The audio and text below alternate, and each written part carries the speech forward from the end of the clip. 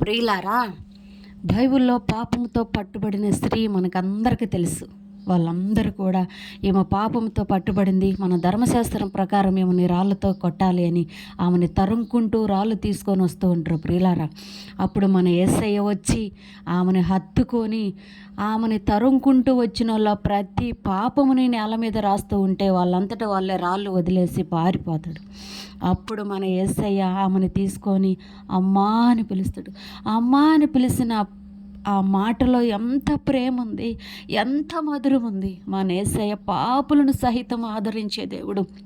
అమ్మా, ఎవరు నిన్నేమనలేదంటే, అవును ప్రభువా నన్ను ఎవరు ఏమనలేదంటే, నేను కూడా నిన్నేమననమ్మా, ఇంకా ముందు నువ్వు పాపము చేయకుండా జాగ్రత్తగా బతకమని యేసయ్య హెచ్చరించి పంపుతాడు. అలాగే పాపములో ఉన్న నీ జీవితాన్ని, దోషముతో ఉన్న నీ జీవితాన్ని, పాపముతో పట్టుబడిన నిన్ను యేసయ్య ఆదరిస్తాడు. యేసయ్య రెక్కల కిందకి తీసుకుంటాడు. నీకు ఒక క్రొత్త జీవితాన్ని ఇయడానికి యేసయ్య సిద్ధపడుండు. ప్రియులారా, ఎంత మాత్రం కృంగిపోవద్దు.